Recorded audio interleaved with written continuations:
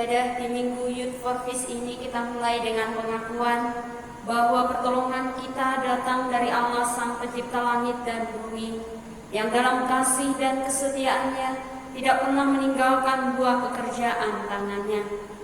Kasih karunia, rahmat dan damai sejahtera dari Allah Tritunggal, Bapa, Putra dan Roh Kudus menyertai saudara sekalian. Mulia bagi Bapa.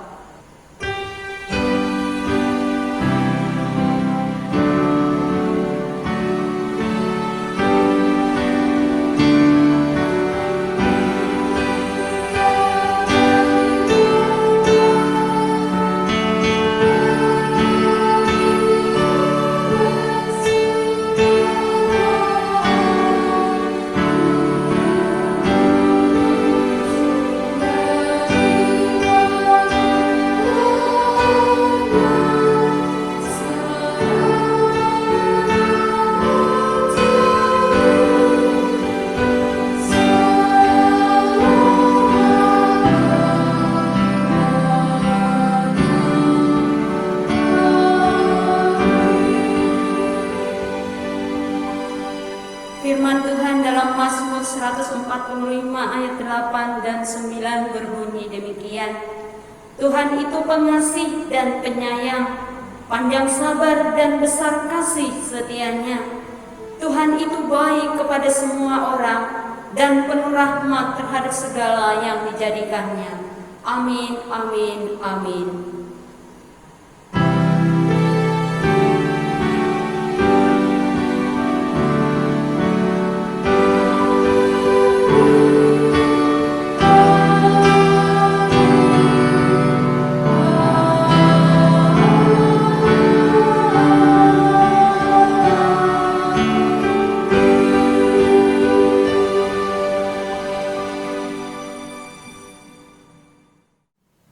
Kita akan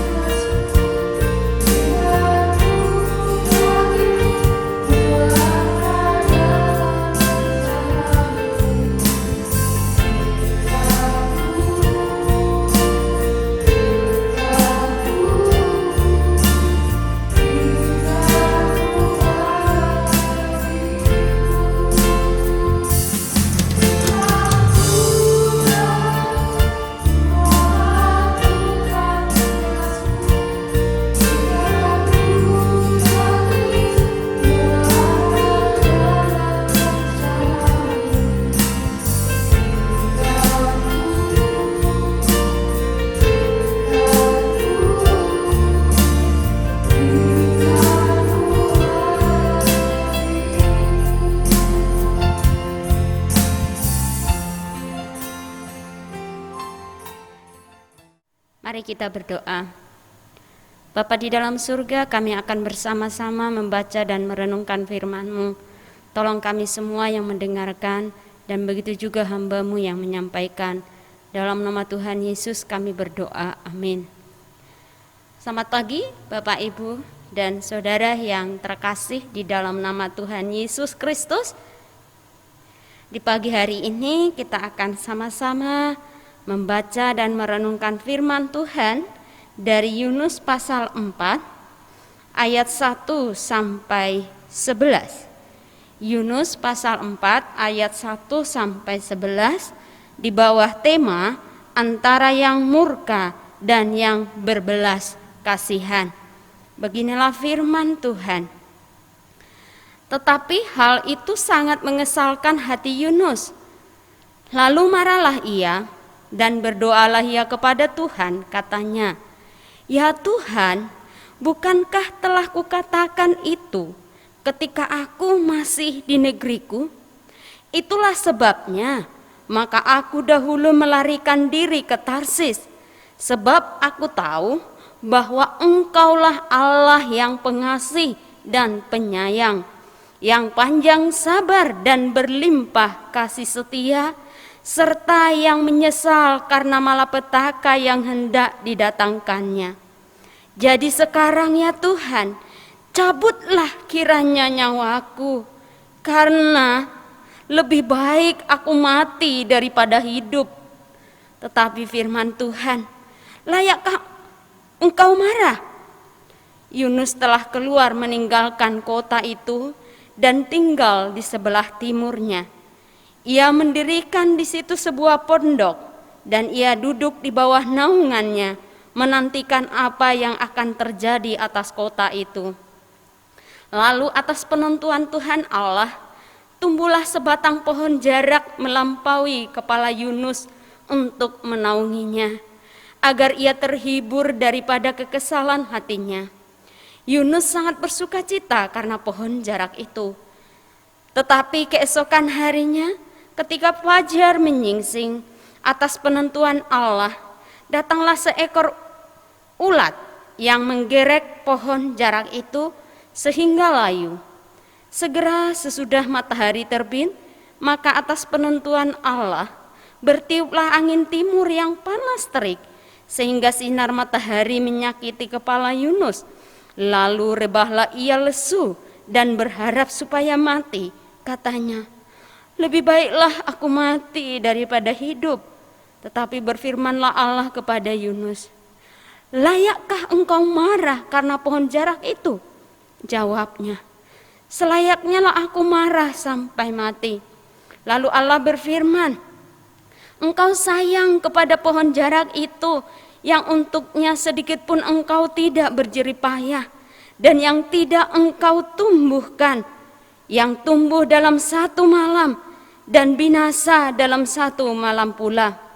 Bagaimana tidak aku akan sayang kepada Niniwe, kota yang besar itu, yang berpenduduk lebih dari 120.000 orang, yang semuanya tak tahu membedakan tangan kanan dari tangan kiri, dengan ternaknya yang banyak." Sampai sedemikian jauh pembacaan firman Tuhan. Berbahagialah setiap kita yang suka membaca, merenungkan, terlebih melakukan kebenaran firman Tuhan dalam kehidupan kita hari lepas hari. Bapak, Ibu, dan saudara-saudara yang terkasih, ketika kita membaca kitab Yunus dari pasal 1 sampai pasal 4, kita akan tahu jalan cerita daripada kisah Yunus dan juga orang-orang Niniwe. Di situ kita bisa melihat dengan jelas bahwa orang Niniwe adalah orang yang sangat jahat. Bahkan kejahatan mereka itu sudah kelewat batas. Kejahatan yang mereka lakukan adalah penyembahan berhala, kekerasan, pembunuhan, dan bahkan persundalan. Kejahatan itu sudah luar biasa dan telah sampai kepada Tuhan.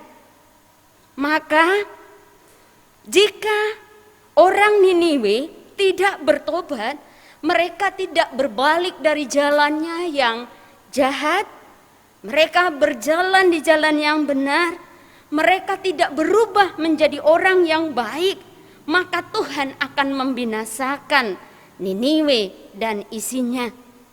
Tetapi sebaliknya, jika orang-orang Niniwe bertobat, maka malapetaka itu tidak akan terjadi. Di dalam pasal berikutnya kita melihat bahwa orang Niniwe pada akhirnya bertobat. Mereka merendahkan diri di hadapan Allah dengan berpuasa dan berkabung. Mereka juga berbalik dari tingkah laku mereka yang jahat.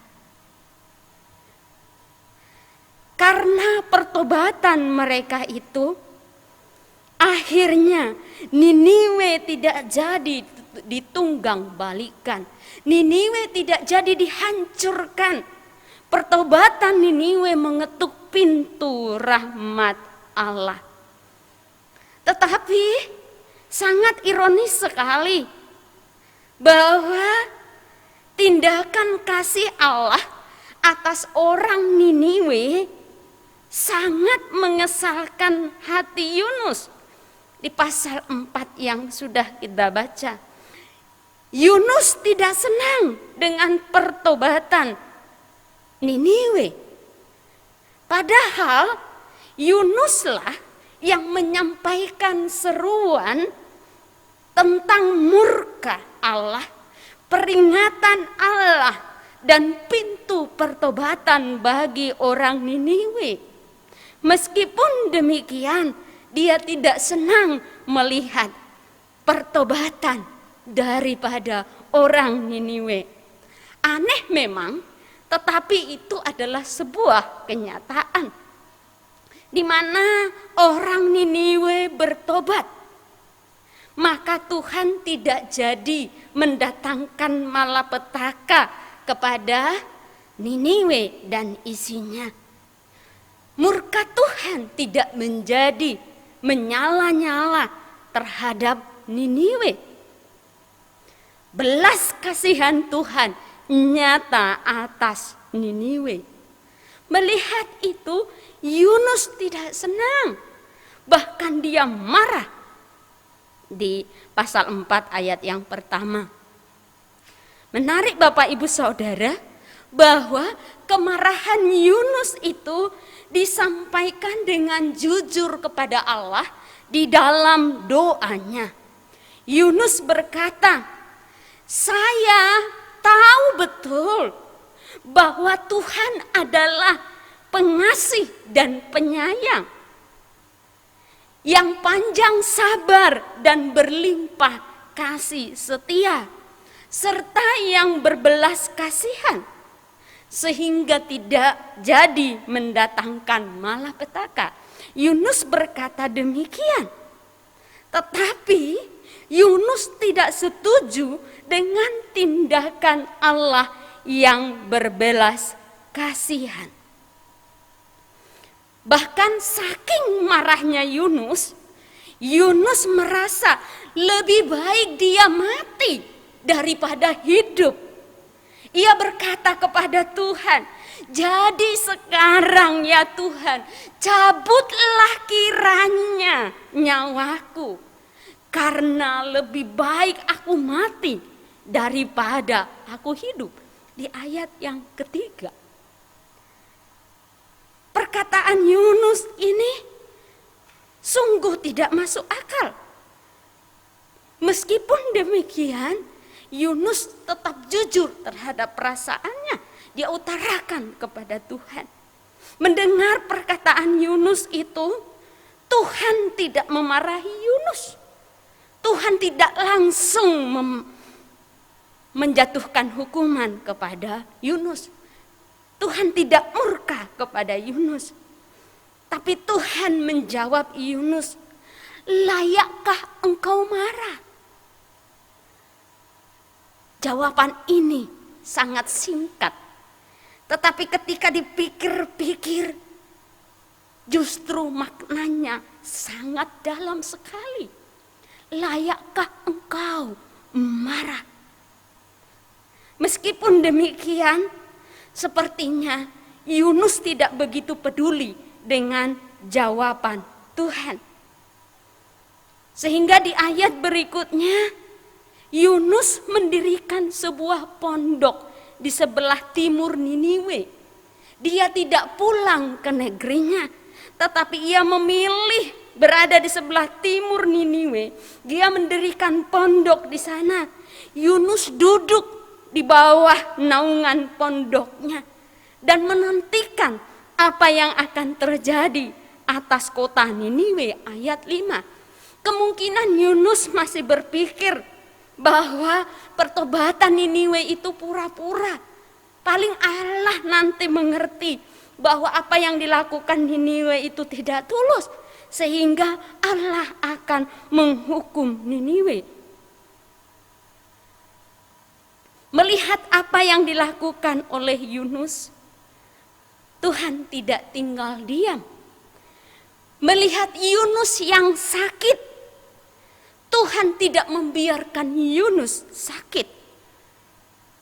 Yunus sakit bukan secara fisik, tetapi secara rohani. Karena apa? Yunus tahu betul bahwa Allah yang dia sembah adalah Allah yang pengasih dan penyayang, panjang sabar dan berlimpah kasih setia, serta berbelas kasihan. Tetapi ia tidak rela kalau orang Niniwe yang sudah bertobat tidak dihukum berat oleh Tuhan. Ini adalah sebuah ketimpangan antara pengetahuan siapa Allah dan juga di dalam prakteknya. Yunus tidak ingin Allah yang berbelas kasih itu mewujud nyatakan kasih kesetiaannya kepada orang yang berdosa dan yang sudah mengakui kesalahannya dan yang sudah bertobat. Yunus ingin Niniwe tetap dihukum berat oleh Tuhan. Kondisi Yunus ini menjadi kondisi yang sangat berat. Dia butuh pemulihan, dia butuh pembebasan. Maka di ayat yang ke-6 Tuhan membebaskan Yunus dari kemarahannya. Tuhan menumbuhkan sebatang pohon jarak untuk menaungi Yunus. Karena pohon jarak itu Yunus bersuka cita. Menarik bukan? Bahwa kemarahan Yunus yang besar digantikan dengan sukacita yang besar oleh Allah. Yunus pun bersuka cita. Bapak, Ibu, dan Saudara, selain membebaskan Yunus dari kemarahan, Tuhan juga hendak mengajari Yunus lewat apa yang Tuhan telah berikan kepada Yunus. Maka di ayat yang ke-7 dan yang ke-8 kita bisa melihat bahwa datanglah seekor ulat, itu pun atas penentuan Allah. Ulat ini menggerek atau melubangi atau menghancurkan pohon jarak itu, dan pohon jarak itu pun menjadi layu. Dan atas penentuan Tuhan juga bertiuplah angin timur yang panas terik. Matahari menyakiti kepala Yunus. Yunus kepanasan luar biasa dan nyaris pingsan. Meskipun kondisi Yunus sudah sedemikian, Yunus tetap marah. Dan Yunus tetap berharap supaya mati. Kedua kalinya dia mengulangi perkataannya. lebih baiklah aku mati daripada hidup. Tindakan Yunus memang sungguh tidak masuk di akal. Meskipun demikian, Allah tetap menunjukkan belas kasih-Nya kepada Yunus. Melihat perbuatan Yunus itu, Tuhan pun berkata kepada Yunus, layakkah engkau marah karena pohon jarak itu? Ayat 9a. Jawab Yunus, selayaknya lah aku marah sampai mati. Wow, selayaknya lah aku marah sampai mati. Mendengar jawaban Yunus itu, Tuhan tidak marah, Tuhan tidak murka terhadap Yunus. Tapi Tuhan berkata untuk menyadarkan Yunus, engkau sayang kepada pohon jarak itu, yang untuknya sedikit pun engkau tidak berjerih payah, dan yang tidak engkau tumbuhkan, yang tumbuh dalam satu malam dan binasa dalam satu malam pula. Ayat yang ke-10. Tidakkah aku merasa kasihan kepada Niniwe, kota yang besar itu, yang berpenduduk lebih dari 120.000 orang, yang semuanya tidak bisa membedakan tangan kanan dari tangan kiri dengan ternaknya yang banyak. Bapak, Ibu, dan saudara yang terkasih, Tuhan peduli dengan orang Niniwe, bukan hanya orang-orangnya, dengan ternak pun Tuhan peduli. Tuhan yang menciptakan, Tuhan juga yang memelihara. Dari kisah Yunus ini kita banyak belajar. Memang kita tidak tahu bagaimana tanggapan Yunus. Apakah pada akhirnya Yunus mengalami perubahan cara pandang dan sikap hati sehingga serupa dengan cara pandang dan sikap Tuhan kepada para pendosa atau kaum yang terbiasa hidup dalam kejahatan? Kita sungguh tidak tahu karena Alkitab tidak mencatatnya. Meskipun demikian, paling tidak dari kisah Yunus kita bisa belajar bahwa orang percaya harus berkiblat kepada Allah yang berbelas kasihan, Allah yang mengedepankan belas kasihan dan pengampunan daripada murka dan hukuman. Memang Allah tetap murka terhadap dosa, akan tetapi Allah memilih untuk mengingatkan para pendosa dan membuka pintu pertobatan selebar-lebarnya. Sehingga ketika manusia yang berdosa itu bertobat, mereka mengalami belas kasih Allah. Bapak, Ibu, dan saudara-saudara, sesungguhnya kita ini diselamatkan oleh anugerah Allah dan hidup di dalam anugerahnya juga. Karena itu, biarlah kita melihat orang lain sebagai sasaran kasih sayang dan belas kasihan Allah. Bahkan mengasihi mereka seperti Allah mengasihi mereka. Memang tidak mudah melakukan firman Tuhan ini dalam kehidupan kita. Terkadang kita bersikap seperti Yunus. Secara teori, secara pengetahuan, kita sungguh tahu akan siapa Allah yang kita sembah. Allah yang penuh kasih, Allah yang peduli, Allah yang memperhatikan, Allah yang membuka pintu pertobatan bagi semua orang. Allah yang menerima orang yang berdosa ketika bertobat. Tetapi seringkali di dalam prakteknya kita tidak bertindak demikian. Justru kita bertindak seperti Yunus. Ketika kita melihat ada orang berdosa, ada orang jahat, kita jengkel dengan mereka. Apalagi ketika Tuhan menunjukkan kasih-Nya kepada orang berdosa itu. Kita semakin jengkel, bahkan kita semakin marah. Kita ingin orang itu dihukum. Kita ingin murka Tuhan nyata atas mereka. Tetapi saat ini kita diingatkan oleh Tuhan bahwa apa yang kita tahu tentang Allah itu jangan hanya sebatas pengetahuan saja, tetapi diwujud nyatakan di dalam praktik kehidupan kita.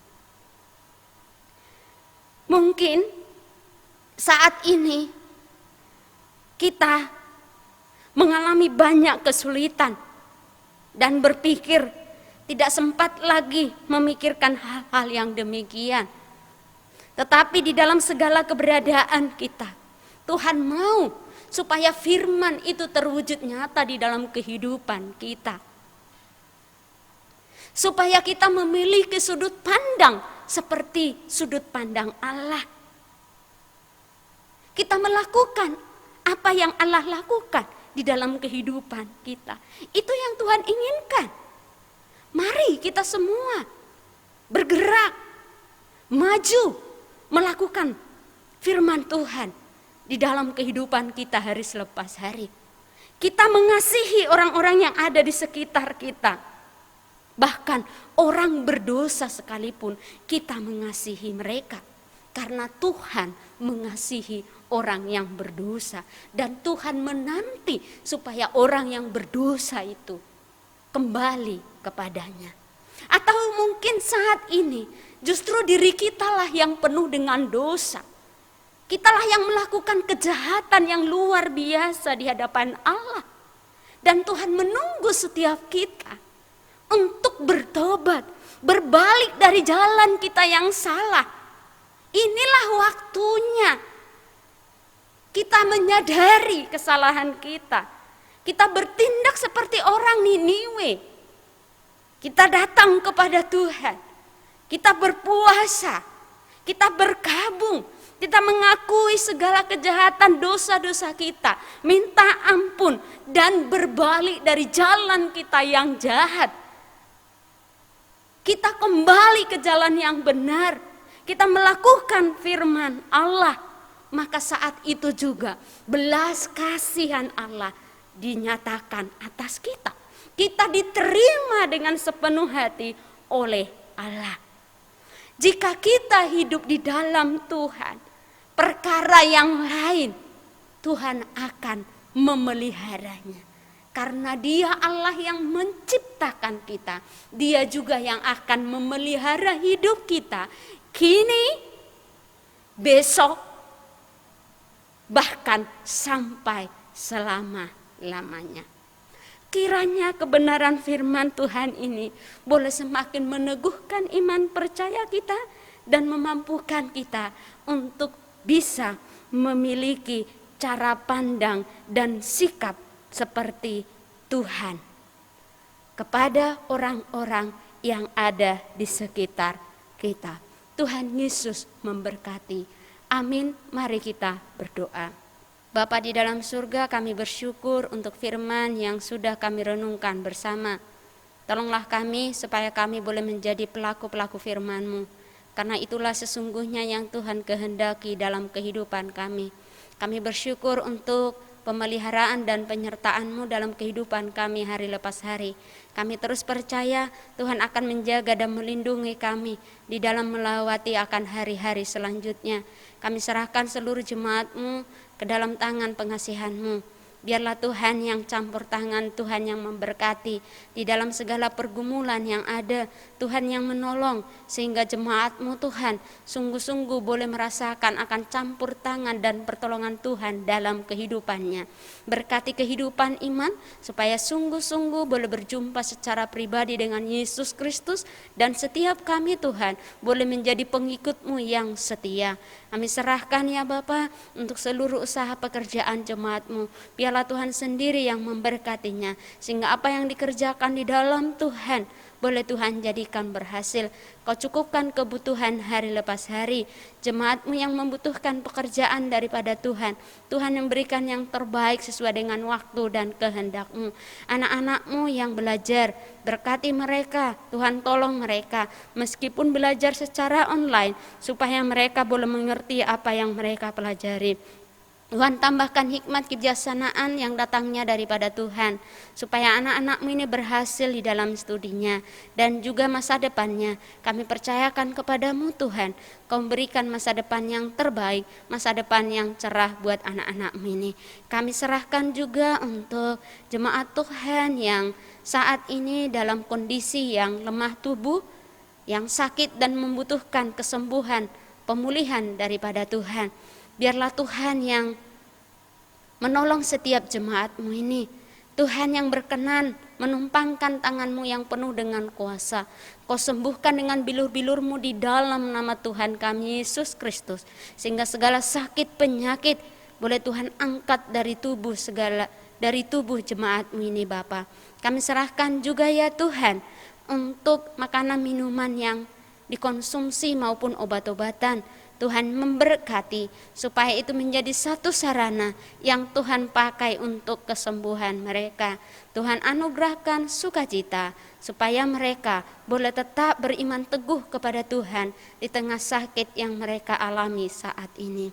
Terima kasih Bapa, kami serahkan untuk jemaat-Mu yang lanjut usia. Tuhan juga yang memberkati, Tuhan yang menolong, supaya mereka juga boleh menikmati akan kasih dan pemeliharaan Tuhan di masa tua mereka. Makasih Tuhan, kami bersyukur untuk sinode kami, sinode GKMI, dan juga untuk lembaga PIPKA, lembaga MDS, dan juga untuk KB Kinasih. Kami serahkan Tuhan lembaga-lembaga ini ke dalam tangan-Mu. Biarlah Tuhan yang memberkati, biarlah Tuhan yang memakai, supaya lembaga ini boleh menjadi kepanjangan Tuhan, menyatakan kasih-Mu. Boleh GKMI semakin bergerak dan berdampak, menjadi berkat dimanapun berada. Dan terlebih nama Tuhan yang dipuji dan dipermuliakan. Kami serahkan ya Tuhan untuk kelanjutan pembangunan Wisma Sinode GKMI. Kami bersyukur hingga saat ini Tuhan terus menyertai dan memberkati, sehingga proses pembangunan berjalan dengan baik dan lancar.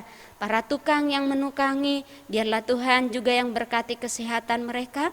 Tuhan berikan kekuatan sehingga para tukang boleh bekerja dengan baik sebagaimana mestinya untuk gerakan GKMI di dalam memberkati para tukang dengan memberikan makan siang. Biarlah Tuhan juga yang menolong sehingga kegerakan ini Tuhan boleh menjadi kesaksian yang hidup buat para tukang, dan lewat pelayanan ini mereka boleh merasakan kasih Tuhan dan nama Tuhan yang dipuji dan dipermuliakan. Segala biaya yang dibutuhkan untuk pembangunan Wisma Sinode ini kami percayakan kepada-Mu Tuhan. Kami percaya Tuhan akan mencukupkannya bagi para donatur Tuhan, baik lembaga pribadi, Tuhan juga yang memberkati mereka. Dan Tuhan mengembalikan berlipat kali ganda dalam kehidupan mereka. Terima kasih Bapa, kami juga bersyukur Tuhan untuk jemaat-Mu yang boleh berulang tahun di sepanjang bulan ini. Berkatilah akan kesehatan mereka, berkatilah akan kehidupan mereka, secara khusus di dalam kehidupan iman, supaya semakin bertumbuh, semakin mengasihi Tuhan, bahkan rohnya semakin menyala-nyala di dalam melayani Tuhan. Berkati Tuhan akan kehidupan keluarga, berkati akan usaha pekerjaan mereka, sehingga apa yang dikerjakan dalam Tuhan boleh Tuhan jadikan berhasil. Bagi yang sekolah, Tuhan berkati sekolah mereka, berkati studi mereka, sehingga mereka boleh memperoleh keberhasilan. Masa depannya juga kami percayakan kepadamu. Kiranya berkat-berkat Tuhan, baik berkat-berkat jasmani maupun berkat-berkat rohani, boleh Tuhan alirkan atas kehidupan saudara-saudari kami yang berulang tahun di bulan ini, mengalir seperti aliran sungai yang tidak pernah berhenti mengalir dalam kehidupan mereka dari saat ini sampai selama-lamanya. Kami serahkan juga untuk kota Solo dan Indonesia ke dalam tangan-Mu Tuhan, khususnya di situasi pandemi saat ini. Kami berdoa untuk para pemerintahan kami Tuhan, dari tingkat paling bawah sampai tingkat paling atas. Biarlah Tuhan memberkati kesehatan mereka, Kau menjaga dan melindungi mereka. Hikmat-Mu ada bersama mereka, sehingga mereka boleh melakukan tugas dan tanggung jawabnya sebagaimana mestinya. Bahkan ketika mengambil kebijakan, mereka boleh mengambil kebijakan untuk kesejahteraan bangsa kami dan juga kota kami Solo. Khususnya Tuhan, dampak dari pandemi COVID-19 ini sungguh luas atas kehidupan kami.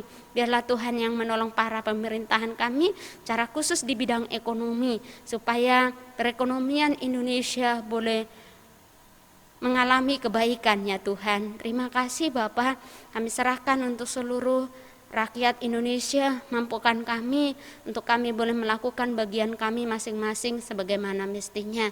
Kami serahkan juga secara khusus untuk kota Solo di dalam persiapan pilkada. Biarlah Tuhan yang menolong, Tuhan yang memberkati, sehingga persiapan boleh berjalan baik dan lancar. Tolong kami pada saatnya nanti seluruh warga Solo belum menggunakan hak pilih kami dengan penuh tanggung jawab. Dan untuk situasi Solo kami serahkan kepadamu Tuhan. Biarlah Tuhan terus menjagai sehingga Solo dalam situasi yang kondusif. Dan untuk pemimpin kami ke depannya, kami percaya Tuhan berikan pemimpin yang terbaik atas kota Solo. Bapa yang penuh dengan kasih, kami serahkan saudara-saudara kami Tuhan yang terpapar virus corona. Tuhan kuatkan, teguhkan dan hiburkan mereka. Dan begitu juga keluarga, supaya di tengah ujian yang mereka hadapi, mereka boleh tetap memiliki pengharapan di dalam Tuhan. Terima kasih Tuhan untuk para medis, untuk tenaga medis, para dokter, perawat, bidan dan lain sebagainya. Tuhan juga menjaga dan melindungi mereka. Engkau yang memberkati, Engkau menolong. Pakai mereka menjadi saluran berkat untuk menangani akan orang-orang yang sakit. Kami serahkan untuk para ahli, hikmat-Mu ada bersama mereka, sehingga mereka Tuhan boleh menemukan vaksin yang baik, yang boleh menolong setiap kami, sehingga virus corona boleh segera berakhir dari bumi ini. Terima kasih Bapa, Kamu serahkan akan sisa hidup kami.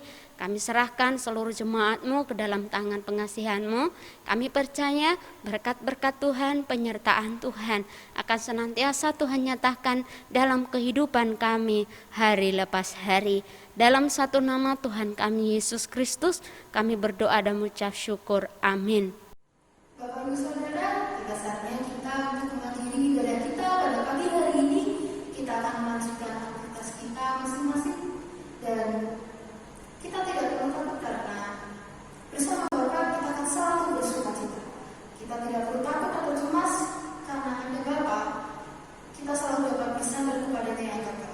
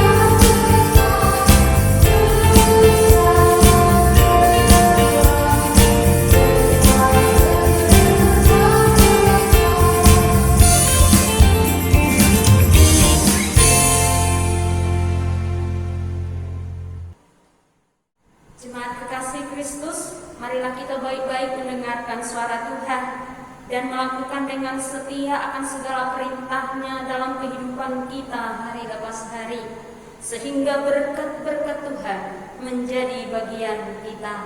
Dan sekarang arahkanlah hati saudara kepada Tuhan dan terimalah berkat Tuhan.